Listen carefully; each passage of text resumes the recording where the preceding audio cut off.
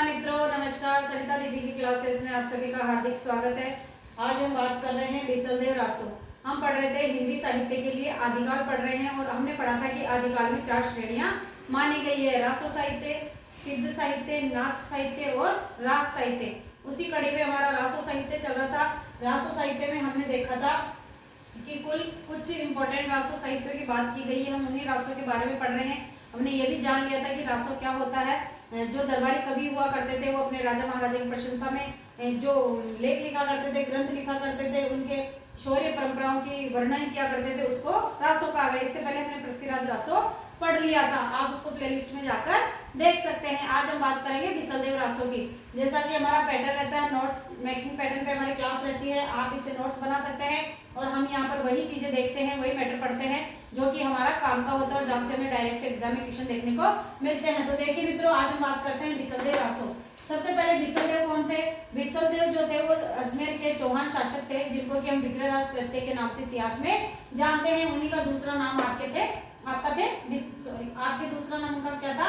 बीसलदेव। ठीक है, तो आज हम उन्हीं की बात करते हैं कि बीसलदेव रासो के लेखक कौन थे? आपके नरपति नाल। सबसे पहले इंपॉर्टेंट है नरपति नाल। लेखकों के नाम आपको अच्छे से याद होने चाहिए, यहाँ से क्वेश्चन बनता है, सीधा सिंपल क्वेश्चन है, लेकिन जब एग्जाम में आता है तो हम भूल जाते हैं। तो इसकी मैंने आपको एक ट्रिक भी बताई थी कि 20 नर। क्या ट्रिक बताई थी मैंने आपको? इसकी 20 नर। इस प्रकार से आप ट्रिक के माध्यम से भी याद रख सकते हैं। बीसलदेव किसने लिखा? नरपति नाल ने। अगर इसका समय माना जाता है तो 1155 ईस्वी इसका समय माना जाता है। हम नीचे बात भी करेंगे कि डॉक्टर माता प्रसाद गुप्त ने जो है इसका समय कितना माना था? 14वीं शताब्दी माना था। ठीक है, आगे हम बात कर लेते हैं नायक और नायिका की।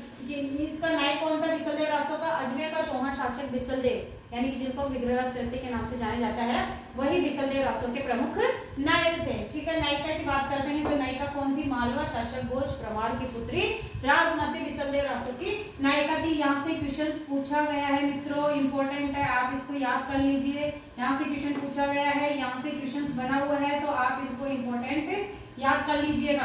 आगे हम बात करते हैं कि बीसलदेव रासो को कितने भागों में बांटा गया था। तो बीसलदेव रासो को 4 खंडों में विभाजित किया गया था, यानी कि इसकी जो रचना की गई थी ग्रंथ की, वो 4 भागों में बांटकर की गई थी। प्रथम खंड की अगर हम बात करते हैं तो इसमें किसका वर्णन है? इसमें बीसलदेव और रानी राजमती के विवाह का वर्णन है। द्वितीय खंड की बात करते हैं तो इसमें विरह वर्णन है। रानी के किसी कटाक्ष के, व्यंग्य के उपरांत जो राजा है, शासक था विग्रहराज, वो उड़ीसा चले गए थे रानी को छोड़कर, और उसी प्रसंग की इसमें व्याख्या की गई आपके द्वितीय खंड में। बात करते हैं तृतीय खंड की। तो तृतीय खंड में क्या था कि बीसलदेव उड़ीसा से लौट आए थे, उसी का यहाँ पे वर्णन किया गया है।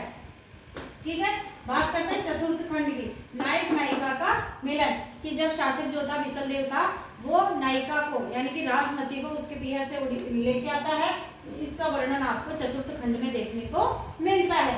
ये इंपॉर्टेंट बातें थी जो हमने यहाँ पे देखी है। आगे हम कुछ फैक्ट देख लेते हैं कि डॉक्टर माता प्रसाद गुप्त ने इसमें कितने छंद माने हैं? 128 छंद माने हैं। यहाँ से भी क्वेश्चन बना हुआ है कि डॉक्टर माता प्रसाद गुप्त के द्वारा बीसलदेव रासो में कितने छंद माने गए हैं। तो याद रखने कितने छंद माने गए?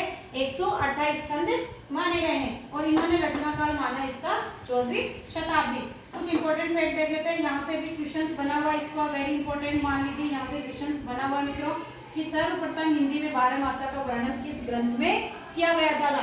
तो हिंदी साहित्य में 12 मासा का सर्वप्रथम वर्णन आपके किस ग्रंथ में किया गया था? बीसलदेव रासो में। तो ये हमारी आज की क्लास रहेगी। आज मित्रों थोड़ा मुझे काम है, इसलिए आज क्लास छोटी रहेगी, लेकिन ये भी हमारी काम की क्लास है। आगे मैं निरंतर क्लासेस देती रहूंगी। Please like, share and subscribe कीजिए और सरिता दीदी की क्लास देखते रहें और अपनी पढ़ाई को निरंतर धार देते रहें और निरंतर पढ़ाई करते रहें, अच्छे से पढ़ते रहें और उठो जागो, तब तक नहीं रुको जब तक कि आपको आपके लक्ष्य की प्राप्ति नहीं हो जाए। तो मित्रों आपको सोना नहीं है, निरंतर प्रयास करना है और अपनी पढ़ाई को निरंतर जारी रखें। धन्यवाद मित्रों।